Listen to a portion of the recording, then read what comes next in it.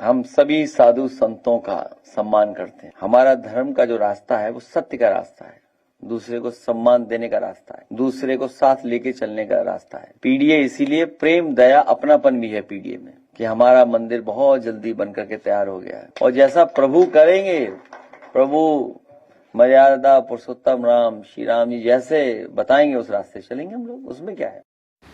નમસ્કાર મિત્રો, જો ભારતમાં નરેન્દ્ર મોદીના વડાપ્રધાન બન્યા પછી આ દુનિયાના બધા વિરોધ પક્ષોવાળા પૂછે છે કે શું શું બદલાયું ભારતમાં. તો ભાઈ જો આ જમ્મુ કાશ્મીરના મુખ્યમંત્રી માતાજીની આરતી ઉતારતા થઈ ગયા છે, બધા વિપક્ષી નેતાઓ મંદિરે મંદિરે ફરતા થઈ ગયા છે. હવે આનાથી મોટો બદલાવ કયો જોઈએ તમારે બોલો?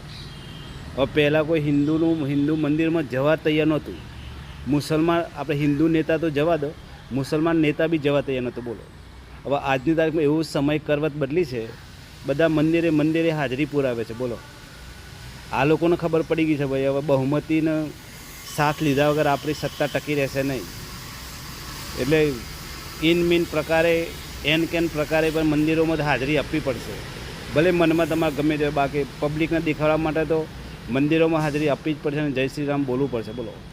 હવે તમે કોમેન્ટ કરજો કે ભાઈ આ માતાજીની આરતી ઉતારી જાય છે, સારું છે. આપણે એવું કોઈ એવું નથી કહેતા કે ભાઈ આમ કરો કરો કરો, મુસલમાનો ધર્મ પરિવર્તન કરાવે છે દાદાગીરી હતી એવું નથી કહેતા, પણ એમની શ્રદ્ધા છે ભાઈ. એમ મુખ્યમંત્રી છે તો કર્યું, બાકી જો પહેલાંના જમાનામાં આવું કશું જોવા નહોતું મળતું. કોઈ હિન્દુ નેતાઓ આ રીતે ઊભા નહોતા રહેતા મંદિરોમાં જઈને. ખરું ને? તો કમેન્ટ કરજો કે તમે મોદીના રાજમાં ઘણું બદલાયું છે, હજી તો ઘણું જોવા મળશે. ખરું ને?